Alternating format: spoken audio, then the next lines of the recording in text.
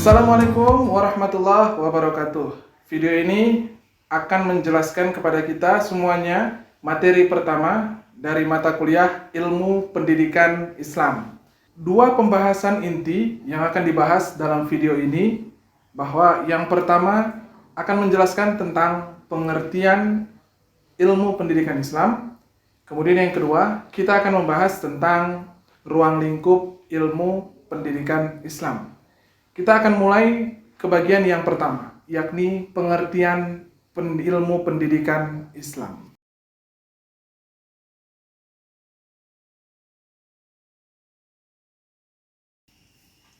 Sekarang, lihatlah betapa banyaknya kasus-kasus yang terjadi dalam lingkup dunia pendidikan. Baik itu berawal dari guru, kekerasan terhadap muridnya, kekejaman terhadap muridnya, bahkan hingga sampai pembunuhan yang dilakukan oleh guru terhadap muridnya muncul di berbagai informasi berita. Tidak hanya guru yang melakukan, bahkan berlaku juga untuk sebaliknya. Siswa yang berlaku kasar terhadap gurunya, siswa yang menjelekkan gurunya, yang menghina gurunya, bahkan hal-hal yang jauh lebih buruk daripada itu. Oleh sebab itu, makna dasar pendidikan ini perlu kita pahami bersama di awal. Kita perlu kembali ke awal untuk memaknai, mendalami maksud dan tujuan dari pendidikan. Terlebih lagi bercerita soal ilmu dan pengetahuan. Ahmad Tafsir membuat sesuatu yang cukup menggairahkan untuk pengertian pendidikan Islam. Apa dia? Bahwa dia mengatakan bahwa ilmu pendidikan Islam itu semestinya berbentuk empiris dan dapat dibuktikan. Maka oleh sebab itu lebih lanjut, hal ini membutuhkan penelitian dan hal-hal lain sebagainya untuk membuatnya menjadi sesuatu yang lebih empiris. Sedang ketika itu tidak menjadi sesuatu yang berbentuk empiris, terlebih lagi tidak dapat diterima dengan logika, maka tidak disebut dengan pendidikan Islam. Ini adalah tabel matriks pengetahuan yang diadopsi dari Ahmad Tafsir. Di sana dijelaskan bahwa terdapat beberapa jenis pengetahuan, yakni sains, filsafat, dan mistik. Sedang sains memiliki objek empiris dengan diperoleh melalui riset, dan potensi yang digunakan yakni akal dan indera. Sedang filsafat berobjek pada abstrak logis dengan cara memperoleh berpikir logis, dan potensi yang digunakan yakni akal. Sedang yang terakhir yakni jenis pengetahuan mistis dengan menggunakan objek abstrak supralogis dengan cara memperolehnya yakni latihan meyakini, dan potensi yang digunakan berada pada hati atau rasa.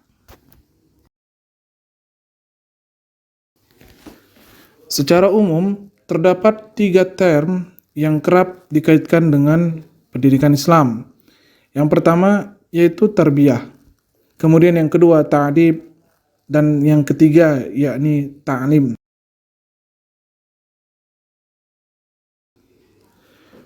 Banyak ahli yang telah mengungkapkan pendapatnya di sebelumnya tentang pengertian pendidikan Islam itu sendiri. Beberapa ahli yang dimaksudkan seperti berikut.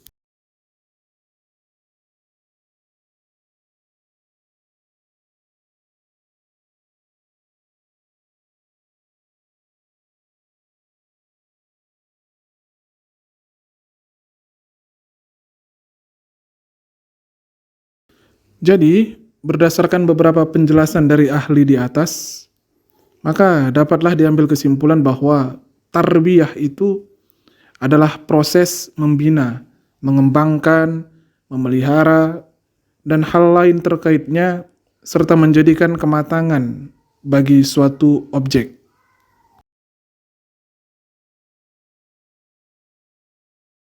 Selanjutnya adalah term ta'dib. Ta'dib ini kerap sekali dikaitkan dengan dunia atau istilah dalam pendidikan. Namun demikian, ta'dib lebih mengarah kepada isi atau proses dari pendidikan itu sendiri. Misalnya proses atau kegiatan belajar mengajar, dan hal lain sebagainya yang mencakup pada isi atau proses dari pendidikan itu sendiri. Kemudian yang terakhir adalah term ta'lim. Ta'lim merupakan bagian kecil dari al-tarbiyah al-aqliyah yang hanya mencakup domain kognitif dan tidak menyentuh aspek domain lainnya seperti afektif dan psikomotorik.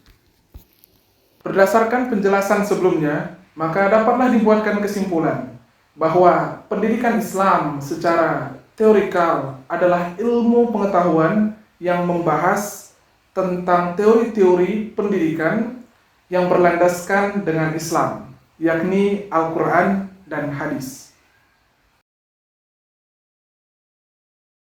Dan sekarang kita akan membahas kepada bagian yang kedua dalam materi kita ini, yakni ruang lingkup ilmu pendidikan Islam.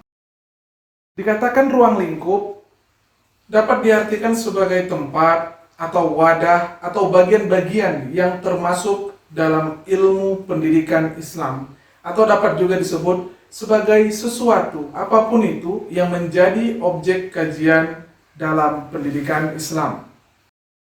Untuk mengkaji lebih jauh tentang ruang lingkup pendidikan Islam, tentu ada banyak hal yang mencakup padanya. Di antaranya beberapa hal seperti kurikulum, lembaga pendidikan Islam, peserta didik, pendidik, tenaga kependidikan, warga sekolah, dan hal lain sebagainya yang termasuk dalam ilmu pendidikan Islam.